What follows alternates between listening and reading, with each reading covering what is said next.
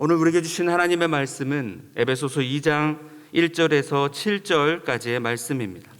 에베소서 2장 1절에서 7절까지의 말씀, 우리 한 절씩 교독하시겠습니다.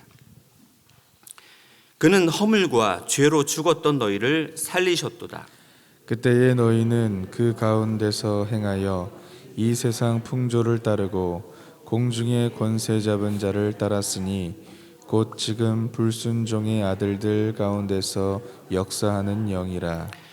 전에는 우리도 다 그 가운데서 우리 육체의 욕심을 따라 지내며 육체와 마음에 원하는 것을 하여 다른 이들과 같이 본질상 진노의 자녀이었더니 긍휼이 풍성하신 하나님이 우리를 사랑하신 그 큰 사랑을 인하여 허물로 죽은 우리를 그리스도와 함께 살리셨고 너희는 은혜로 구원을 받은 것이라. 또 함께 일으키사 그리스도 예수 안에서 함께 하늘에 앉히시니. 함께 읽겠습니다. 이는 그리스도 예수 안에서 우리에게 자비하심으로써 그 은혜의 지극히 풍성함을 오는 여러 세대에 나타내려 하심이라. 아멘. 오늘부터 에베소서 2장이 시작됩니다. 오늘의 키워드도 세 가지가 있습니다. 하나는 죄, 두 번째는 구원, 그리고 세 번째는 왜 구원의 신에 대한 그 이유가 세 가지 키워드입니다.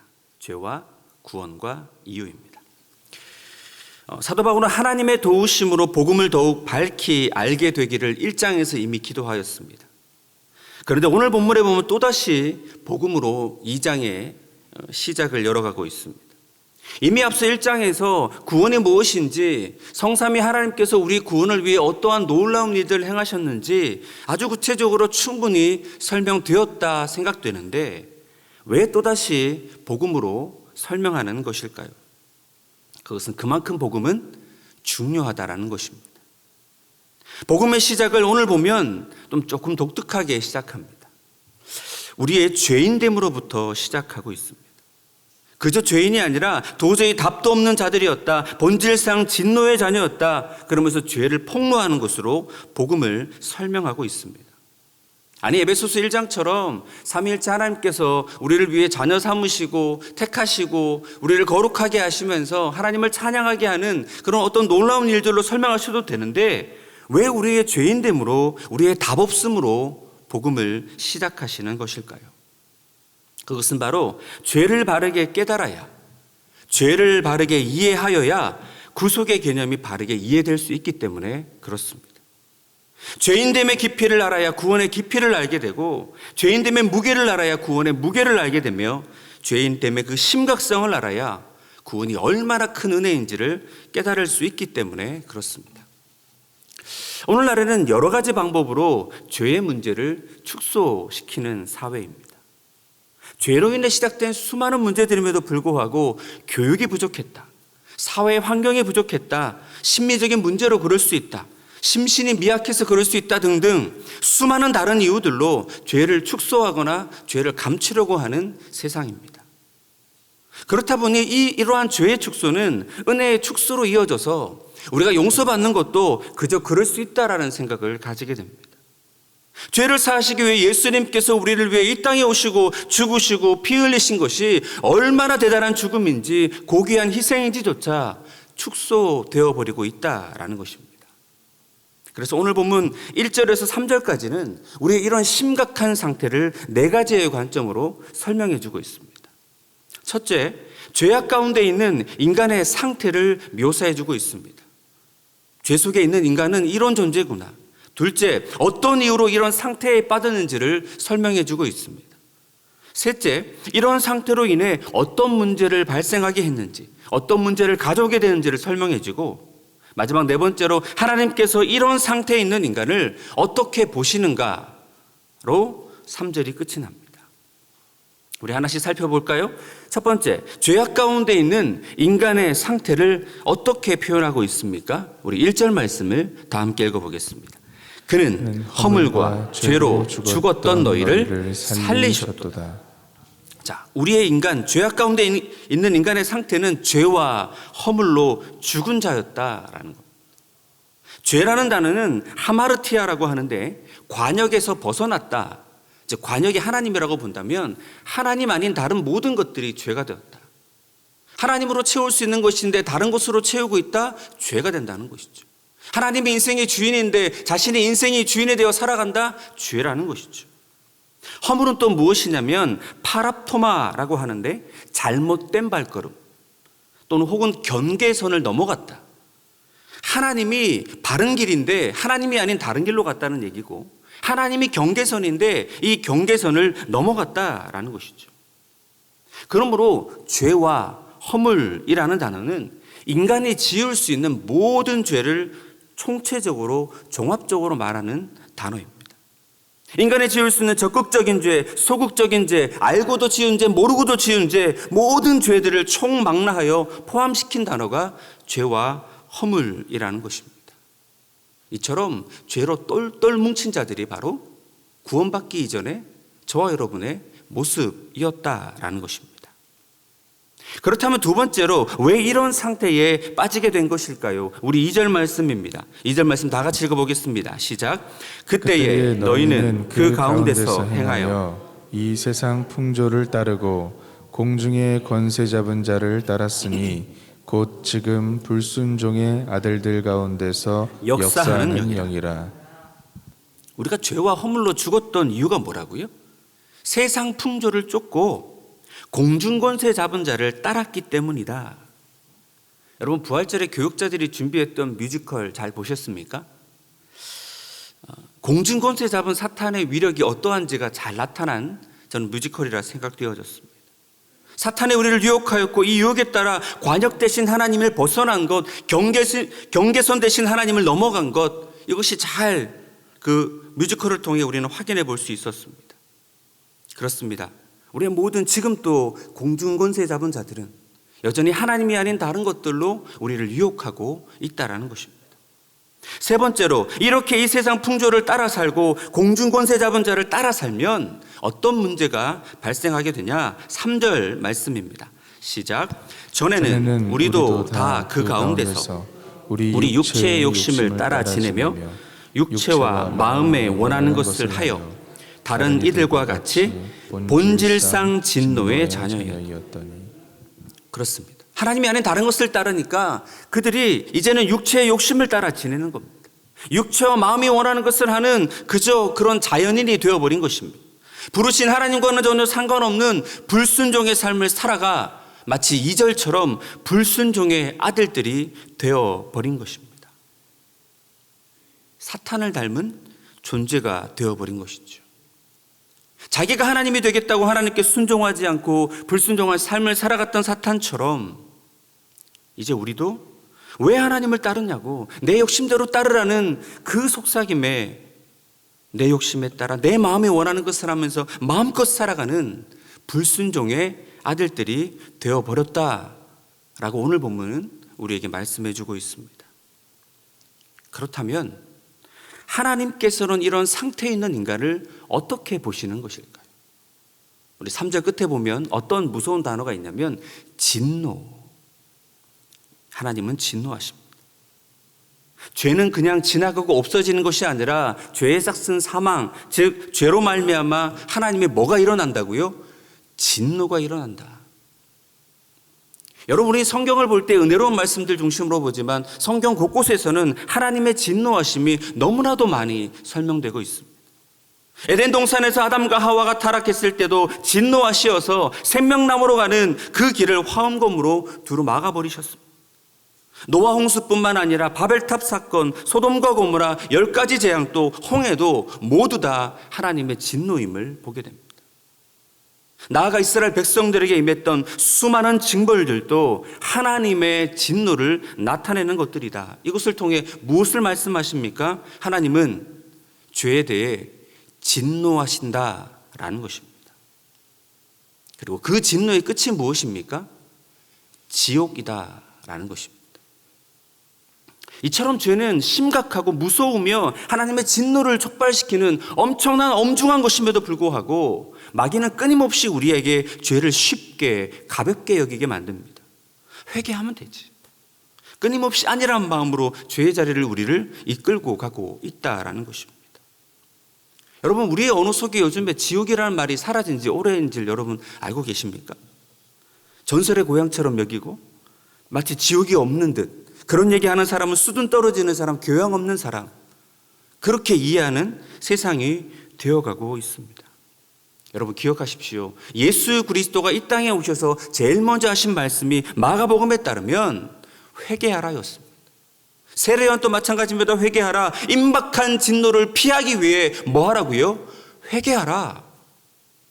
죄에 대한 심각성을, 죄를 향한 하나님의 진노를 바르게 이해할 때 우리는 이 복음의 은혜와 복음을 비로소 바르게 이해할 수 있다라는 것입니다. 로마서 1장 18절 말씀을 우리 다 함께 읽어볼까요? 시작.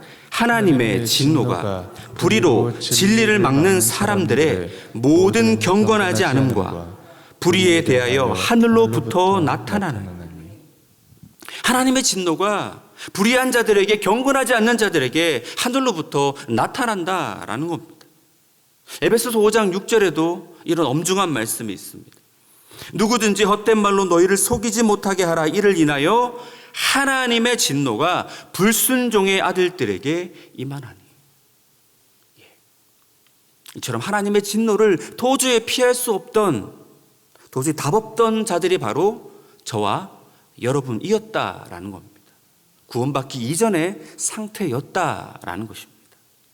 이처럼 절망적인 상황에서, 어떤 해결책도 없던 상황에서 죄와 허물로 죽어 사탄의 종노릇밖에 하지 않았던 우리, 하는 것이라고는 불순종의 아들들이 되어서 죄밖에 짓지 않았던 우리를 예수 그리스도께서 오셔서 답 없는 우리를 건져주시고 회복시켜 주신 것, 이것이 바로 복음이라는 것입니다. 그래서 오늘 본문 4절에서 6절까지는 이렇게 선포합니다. 우리 함께 읽어보겠습니다. 긍휼이 풍성하신 하나님이 우리를 사랑하신 그 큰 사랑을 인하여 허물로 죽은 우리를 그리스도와 함께 살리셨고 너희는 은혜로 구원을 받은 것이라. 또 함께 일으키사 그리스도 예수 안에서 함께 하늘에 앉히시니.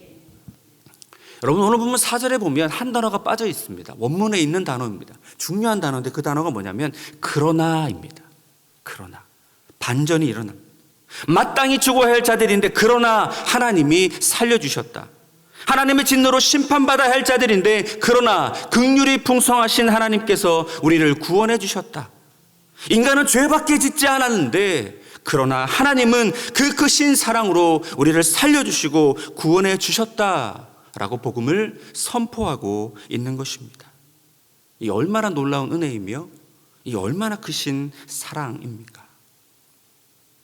여러 비유를 생각해 봤는데 마땅한 비유는 아닌 것 같습니다만 제가 이렇게 어느 자료에서 본 듯한 그 비유여서 한번 설명드려 보려고 합니다. 마치 저와 여러분이 깊은 광산, 저 지하 엄청나게 깊은 곳에 매몰되어 있다고 한번 생각해 보십시오. 물도 없습니다. 공기도 없습니다. 캄캄합니다. 먹을 것도 없습니다. 뭐밖에 남지 않았습니까? 그저 절망적인 상황입니다. 죽음을 기다리는 그 상황. 여러분 상상만 해도 숨이 컥컥 막히시죠. 그런데 그 막혔던 하늘에 갑자기 열리기 시작합니다. 그리고 하늘로부터 새로운 공기가 들어오고 시원한 생수가 공급되며 구원의 손길이 내와 저와 여러분을 건져주시는 것입니다. 저는 이것이 복음이고 이것이 우리에게 임한 구원이라고 한번 생각해 본 적이 있습니다. 자, 그런데 여기서 에베소서 2장 4절에서 6절까지를 보면 중요한 단어가 반복되고 있는데 세 가지 단어를 좀 살펴보십시오. 그리스도와 함께 우리를 뭐 하셨다고요? 살리셨다. 두 번째는 뭐라고요? 일으키사. 세 번째는 뭐라고요? 앉히시니. 여러분 굉장히 중요한 단어입니다. 살리셨다, 일으키셨다, 앉히셨다. 구원의 여정을 세 단어로 설명해 주고 있습니다. 구원이라는 것은 그저 우리를 살려주시는 것으로 끝나지 않는다라는 것입니다. 살려주셔서 또한 일으켜주시는 것까지 포함되어 있다라는 겁니다. 나아가 저 영원한 하나님의 나라에 예수님과 함께 우리를 어떻게 하신다고요? 앉혀주시는 것까지 포함되어 있다라고 설명해 주시는 것입니다. 구원의 3시제 과거, 현재, 미래 3단계 칭의, 성화, 영화 우리 1장에서 살펴봤듯이 그거와 매칭해서 생각해 볼 수 있습니다. 그리스도와 함께 살려주신 것은 바로 칭의의 사건이다라는 것이죠. 죄인인 우리를 의롭다라고 하나님의 자녀로 칭하여 주신 것, 의인이 되었다라고 불러주신 것, 칭의적 사건입니다. 살려주신 것. 그리스도와 함께 일으켜주신 것은 또 무엇입니까? 성화로 이해해 볼 수 있다라는 것입니다.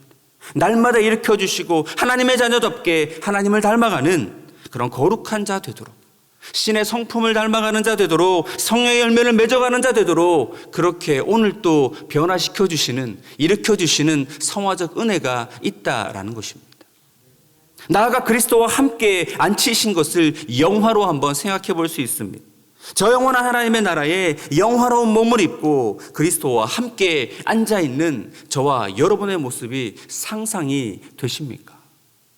우리 지난주 토요일 아침에 불렀던 찬송가가 빛나고 높은 보좌와 그 위에 앉으신, 여러분 저는 그 찬양 부를 때마다 천상에 계신 하나님의 위대하시고 크신 그 영화로운 은혜가 더욱 크게 다가오는 것 같습니다. 그런 은혜 속에 저와 여러분이 포함되고 함께 앉게 되었다라고 오늘 말씀은 우리에게 선포하십니다. 그리고 진짜로 중요한 단어가 있습니다. 그것은 뭘까요? 이 모든 과정이 누구와 함께요? 누구와 함께요? 그렇습니다. 그리스도와 함께 살아났고 그리스도와 함께 일어나고 있으며 그리스도와 함께 우리는 앉게 될 줄로 믿습니다. 이제 마지막으로 7절 말씀을 읽어보겠습니다. 죄가 뭔지, 구원이 뭔지를 살펴봤다면 우리를 구원하신 그 이유가 무엇인지를 살펴보겠습니다. 7절입니다. 시작. 이는 그리스도 예수 안에서 우리에게 자비하심으로써 그 은혜의 지극히 풍성함을 오는 여러 세대에 나타내려 하십니다. 자, 왜 우리를 구원해 주셨다라고요? 왜 저와 여러분에게 이런 말할 수 없는 크신 은혜를 베풀어 주셨다고요? 허물과 죄로 죽었던 우리를, 본질상 진노의 자녀였던 우리를 당신의 아들 예수 그리스도를 죽이시면서까지 왜 구원해 주셨냐? 그것은 바로 하나님의 크신 사랑과 은혜를 여러 세대 가운데서 나타내기 위함이다. 드러내기 위함이다 라는 것입니다. 그렇습니다. 여러 세대 가운데 하나님의 은혜를 나타내라. 그것이 너희가 구원받은 이유이다라고 오늘 이 본문으로 하나님은 저와 여러분을 또다시 격려하십니다. 네가 받은 구원이 감격스럽다면 이 구원의 은혜를, 이 사랑을 나타내어라.